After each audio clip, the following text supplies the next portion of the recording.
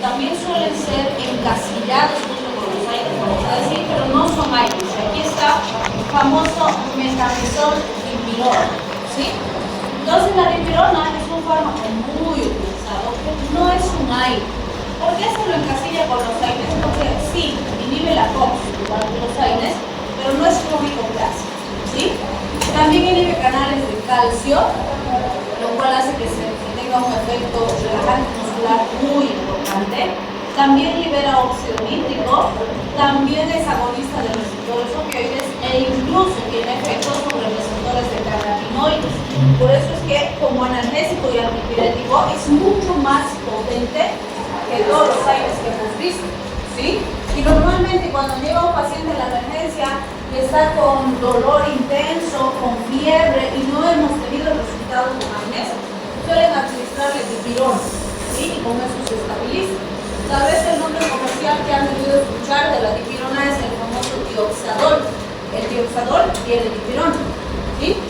Entonces, es un fármaco sumamente potente, nos va a servir para dolor, para inflamación también, para fiebre, ¿sí? Y también para espasmos, ¿vale? Es decir, en situaciones donde hay dolor asociado a espasmo, es muy útil porque va a relajar las fibras, ¿sí?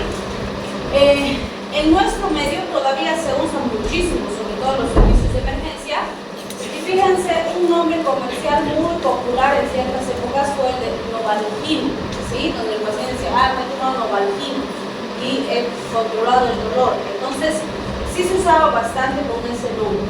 Tenemos comprimidos de 500 miligramos, ampollas de 500 miligramos a 1 gramo en 2 ml, gotitas de 500 miligramos por ml, y en el adulto se recomienda de 1 hasta 2.5 gramos intramuscular o intravenoso en los casos que sea necesario.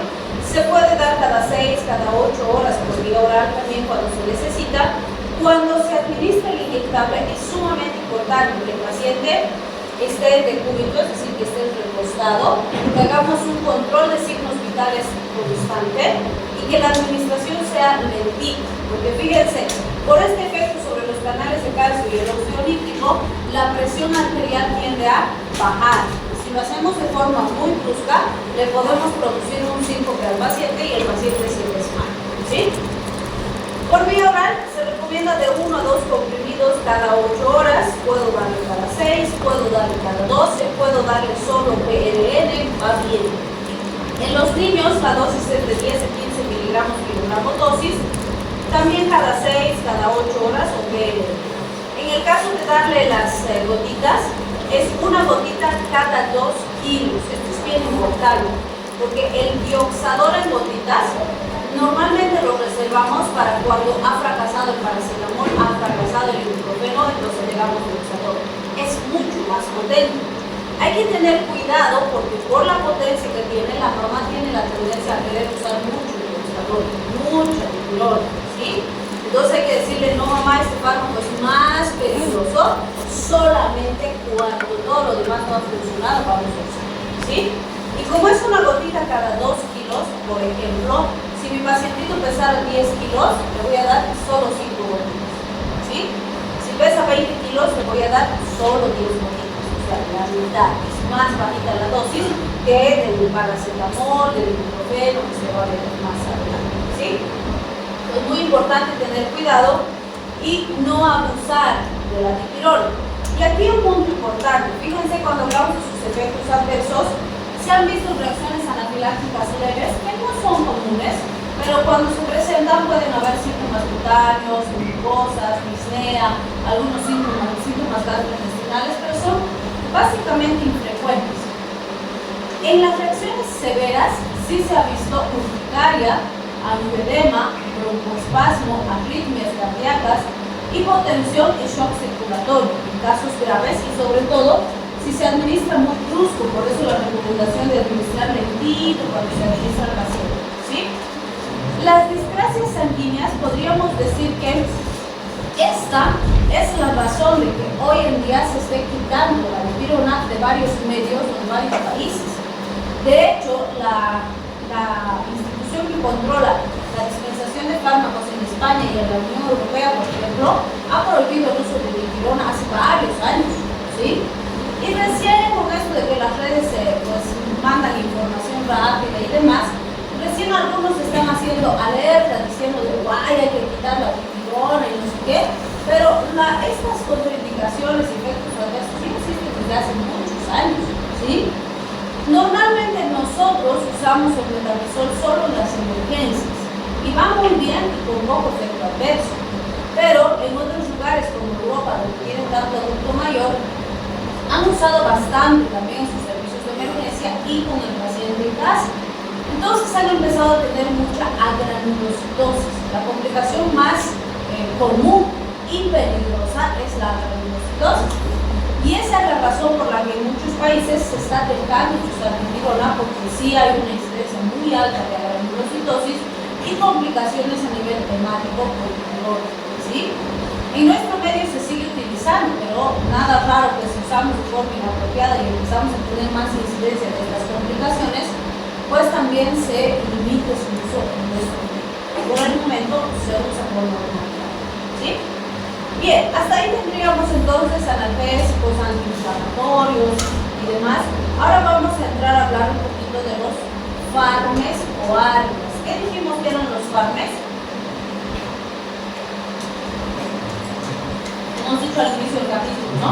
Fármacos modificadores de la enfermedad reumática, ¿sí? Entonces estos tienen un efecto inmunomodulador, vale decir, disminuyen la respuesta inmune del paciente, no a un nivel demasiado intenso como para inmunosuprimirlo, pero sí a un nivel suficiente para evitar la progresión de enfermedades reumáticas como las artritis reumatoides, el lupus, enfermedades autoinmunes, ¿sí? Entonces fíjense, acá usamos el Abatacept. ¿Qué hace el Abatacept? Sabemos que para que el sistema inmune ataque a un antígeno específico, la célula presentadora de antígeno fija el antígeno en sus unidades CD80 y CD86 y se las presenta al linfocito T y le dice, mira, esto tienes que destruir. Y el linfocito T identifica lo que va a destruir en sus unidades CD28 y dice, ok, pues ahora empiezo a atacar y a matar eso, ¿sí? ¿Cuál es el problema en las enfermedades autoinmunes? Que se han equivocado estos dos. La célula presentadora, lo que le presenta al linfocito es el propio tejido del paciente, su propio cartílago, su propio hueso, sus propias estructuras. Entonces el linfocito, ¿qué hace? Empieza a destruir la propia estructura del paciente, ¿sí? Entonces, ¿qué hacemos cuando le damos Abatacept? Interferimos con esa presentación del antígeno. Yo bloqueo las unidades CD80 y CD86 de la célula presentadora de antígeno, y si esto está bloqueado, no le presenta nada al linfocito y el linfocito no destruye. Entonces, vean, lo que estoy haciendo es interferir en la respuesta del sistema inmune, ¿sí? ¿Qué riesgos tengo? Más infecciones respiratorias, porque estoy bajando la respuesta inmune del paciente, infecciones graves cuando se asocia estos fármacos, es decir, Abatacept, con inhibidores del factor de necrosis tumoral, que es un que vamos a ver más adelante. Hipersensibilidad en casos raros, en algunos se ha descrito anafilaxia, aunque son muy poco frecuentes. Y pues está en interrogación la aparición de linfomas. ¿Por qué? Con este grupo todavía no se ha hecho una relación causal directa con linfomas, pero ya han habido pacientes que han presentado esa complicación. En cambio, con otros farmes, que vamos a ver más adelante, ya está bien establecida su relación directa con los linfomas, ¿sí? Fíjense cómo se usa el Abatacept. La primera semana o la primera dosis, si quieren, le voy a dar 500 miligramos. A las 2 semanas le voy a dar 750 miligramos. Fíjense, una dosis, 2 semanas después, la otra dosis. A las 4 semanas le voy a subir a 1000 miligramos. A 1 gramo de dosis, y después voy a mantener 1 gramo cada mes. O sea, le voy a dar una dosis una sola vez al mes, ¿sí? Y con eso consigo ese efecto inmunomodulador. Entonces, se ha diseñado pensando en la artritis reumatoide. Sin embargo, se ha usado en otro tipo de patologías autoinmunes como el lupus, enfermedad de Wegener, granulomatosis y otras más que vamos a ir viendo más adelante, psoriasis, por ejemplo, con muy buenos resultados. Bien, otro fármaco que vamos a mencionar es la azatioprina. La azatioprina se usa de 1 a 3 miligramos por kilogramo día, actúa como una 6-tioguanina y lo que hace es suprimir la síntesis de ácido inosílico, la función de las células beta o las células B, perdón, y las células T, la producción de inmunoglobulinas y la secreción de interleuquina 2, ¿vale? Es decir, está disminuyendo la respuesta inmune celular y humoral, ¿sí? Entonces, ¿qué está haciendo? Bajando el nivel de función del sistema inmune del paciente. ¿Qué efectos adversos podría tener? Supresión de la actividad de la médula ósea, trastornos gastrointestinales, más riesgo de infecciones, puede aumentar el problema en linfomas. En raros casos se ha visto fiebre, exantema, hepatotoxicidad, algunos linfomas. Fíjense las aplicaciones, básicamente las mismas que vamos a ver para todos los fármacos: artritis reumatoide, artritis psoriásica, artritis creativas, polimiositis, lupus, enfermedad de Behçet. Entonces, todas estas son enfermedades autoinmunitarias, ¿sí? Este grupo es muy particular porque en pandemia ha depurado bastante y se ha usado bastante. Es el grupo de la cloroquina y la hidroxicloroquina. Estos fármacos habitualmente son conocidos como antipalúdicos o antimaláricos, porque son fármacos que se usan en el tratamiento de la malaria, ¿sí? Entonces, cuando apareció el COVID y empezaron a usar hidroxicloroquina, todos dijeron, ¿qué le están dando hidroxicloroquina? ¿Sí? Algunos pensamos y dijimos, bueno, tal vez le están dando por el efecto inmunomodulador. Sabemos que la tormenta de citoquinas estaba descompensando a los pacientes con COVID. Y de hecho, estos fármacos tienen efecto inmunomodulador, ¿vale? Es decir, frenan la respuesta inmune del paciente, ¿sí? Entonces, fíjense, se ha visto que estos fármacos, aparte de su efecto antiparasitario, inhiben la respuesta a linfocitos T a los mitógenos, disminuyen la quimiotaxis de leucocitos y estabilizan enzimas lisosómicas. Además, generan atrapamiento de radicales libres y van a inhibir la síntesis de material genético mediada o que media la respuesta inflamatoria. Vale decir, con todo esto, son potentes antiinflamatorios, ¿sí? Sin embargo, en COVID se ha usado porque aparentemente limita el ingreso del virus a las células nuevas y también disminuye la replicación viral del virus, cuando la redundancia. Entonces, en COVID no se ha dado por este objetivo, sino que se ha dado porque en estudios in vitro se ha demostrado que podían disminuir la replicación viral, ¿sí? Pues igual que la ivermectina tenía el fin de tratar de disminuir la carga viral en el paciente y darle un mejor pronóstico, ¿sí?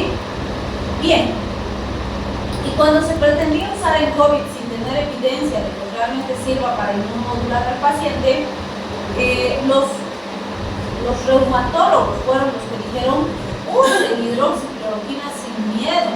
Nosotros usamos en pacientes con lupus, pacientes con enfermedades autoinmunes, desde hace muchos años, pero en dosis más bajitas, de esta forma, y es bastante seguro. El paciente no se complica con facilidad, porque las dosis son bajitas y los intervalos son más espaciados, nos va bastante bien.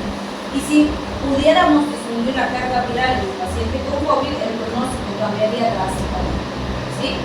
Entonces, sí se ha usado